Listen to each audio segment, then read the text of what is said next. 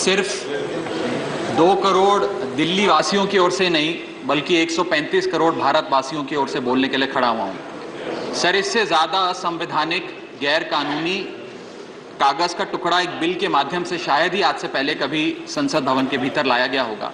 और अपना वक्तव्य शुरू करने से पहले मैं महाभारत के एक अंश का वर्णन करना चाहूंगा जिसे रामधारी सिंह दिनकर ने एक बहुत ही महत्वपूर्ण कविता में लिखकर बताया है, जिसमें भगवान श्री कृष्ण एक शांति दूत बनके पांडवों की ओर से हस्तिनापुर जाते हैं शांति का प्रस्ताव लेकर।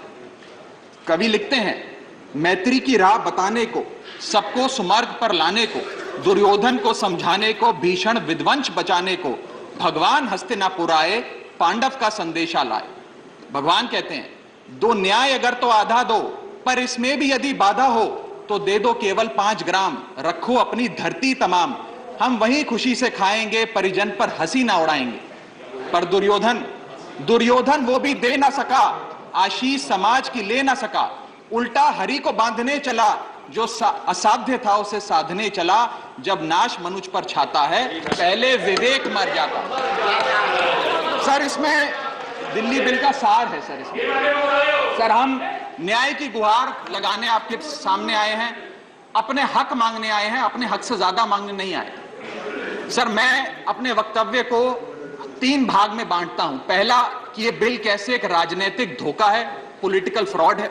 दूसरा, ये कैसे एक संवैधानिक पाप है, कॉन्स्टिट्यूशनल सिन है। और तीसरा कि ये एडमिनिस्ट्रेटिव लॉकजैम यानी कि प्रशासनिक गतिरोध दिल्ली में कैसे पैदा कर देता है। सर, पहला राजनीतिक धोखा, यह कहानी है सर 1977 से लेकर 2015 की। लगभग 40 साल का लंबा संघर्ष भारतीय जनता पार्टी ने दिल्ली में पूर्ण राज्य का दर्जा स्थापित करने के लिए किया। 1977 में जब 3rd मेट्रोपॉलिटन काउंसिल दिल्ली में था, उसमें जनता पार्टी की सरकार थी।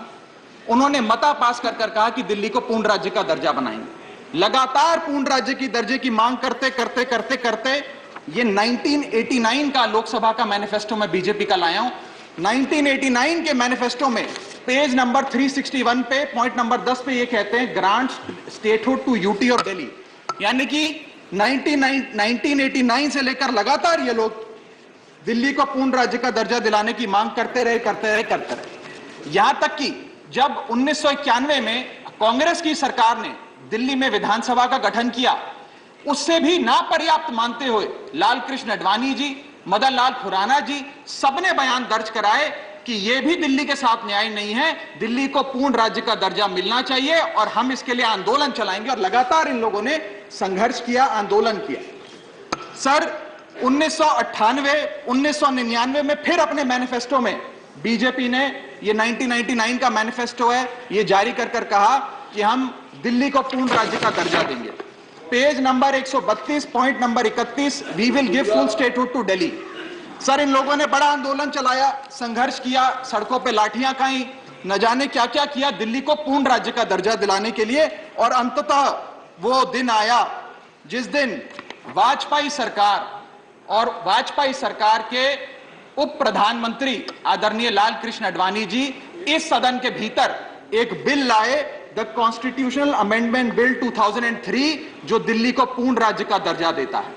यह बिल आडवाणी जी इस सदन के भीतर लाए और कहा कि दिल्ली को अधिकार देने की जरूरत है, दिल्ली को पूर्ण राज्य का दर्जा भाजपा दिलाएगी। यहां भी बात खत्म नहीं होती सर। इसके बाद 2013 के अपने मैनिफेस्टो में बीजेपी ने कहा हम पूर्ण राज्य का दर्जा देंगे।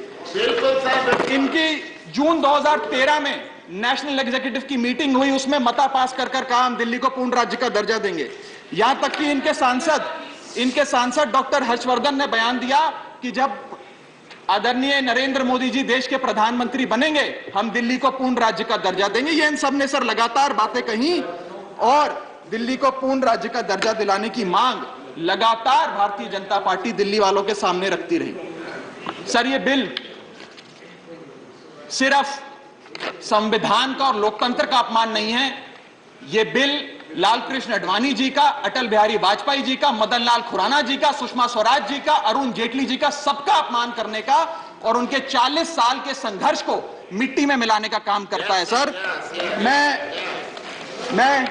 मैं माननीय गृह मंत्री जी का बयान लोकसभा में सुन रहा था।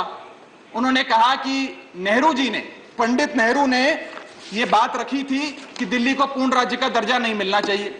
मैं माननीय गृह मंत्री जी से कहना चाहता हूं, नेहरूवादी मत बनिए, अडवाणीवादी बनिए, वाजपेयीवादी बनिए और दिल्ली को पूर्ण राज्य का दर्जा देने का आज आपके पास ऐतिहासिक मौका है। दिल्ली को पूर्ण राज्य का दर्जा दीजिए। सर, इस बिल को लाने का असल कारण क्या है? यह बिल क्यों लाया गया है? पिछले 25 साल में दिल्ली में 6 बार विधानसभा के चुनाव हुए। 6 के 6 चुनाव भारतीय जनता पार्टी बुरी तरीके से हारी। यहां तक कि 2015 और 20 में आजाद भारत के इतिहास की सबसे बड़े जनादेश की सरकार अरविंद केजरीवाल ने दिल्ली में बनाई। क्योंकि ये पिछले 25 साल चुनाव नहीं जीत पाए और अरविंद केजरीवाल और आम आदमी पार्टी के आने के बाद ये जानते हैं कि अगले 25 साल भी ये लोग चुनाव नहीं जीत पाएंगे, तो सरकार को नष्ट करने का काम कर रहे हैं। ना रहेगी सरकार और ना रहेगा चुनावों का महत्व, ना रहेगा बांस, ना बजेगी बांसुरी। लेकिन मैं आज इस मंच से भाजपा से अनुरोध करूंगा कि कम से कम लालकृष्ण आडवाणी जी को न्याय दीजिए, कम से कम उनकी इच्छा पूरी करिए, दिल्ली को पूर्ण राज्य का दर्जा दीजिए। सर, मेरा दूसरा भाग कि कैसे यह बिल एक संवैधानिक पाप है।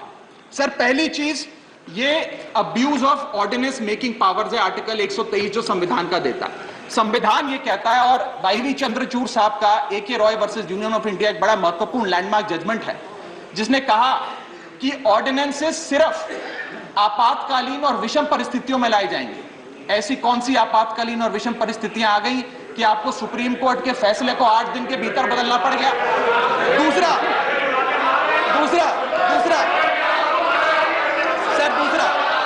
देखिए सुप्रीम कोर्ट की दूसरा बिंदु, यह सुप्रीम कोर्ट का अपमान है। सुप्रीम कोर्ट के फैसले को 8 दिन के भीतर 5 जजों के संवैधानिक पीठ के सर्वसम्मति के फैसले को बदल के आज भारतीय जनता पार्टी ने एक मैसेज दिया है कि हम सुप्रीम कोर्ट को भी चैलेंज करते हैं, सुप्रीम कोर्ट के फैसले को भी नहीं मानते। आपको जो ऑर्डर जारी करना है करो, हम चंद दिनों के अंदर ऑर्डिनेंस लाकर उस फैसले को बदल देंगे। They have challenge the majesty of the honourable supreme court. Sir, और मैं आपको ये कहना चाहता हूं कि आजकल जो ऑर्डिनेंस लाने की जो एक फेटिश इस सरकार ने देखी, चाहे वो लैंड एक्विजिशन बिल हो, चाहे वो फार्म बिल हो, चाहे ईडी के डायरेक्टर का एक्सटेंशन हो, जो ये सारी चीजें ऑर्डिनेंसेस के माध्यम से इन्होंने करी थी।